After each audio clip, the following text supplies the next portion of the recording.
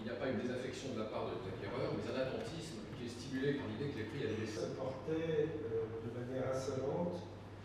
2012 est une année de transition puisqu'on a constaté une inflexion des prix. En fait, les volumes baissaient depuis 2011 sur la région parisienne et surtout à Paris.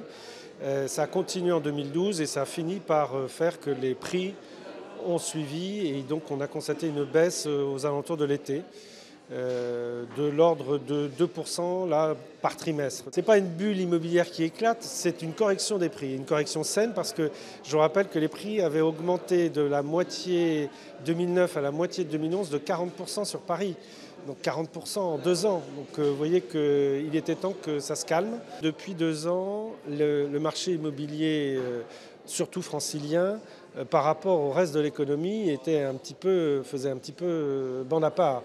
Et il ne reflétait absolument pas l'économie de la France. Là aujourd'hui, on peut dire qu'avec une baisse de 30% de transactions par rapport aux années 99-2007, aujourd'hui on est aux alentours de 25 000, 26 000 au lieu de 38 000 transactions sur Paris.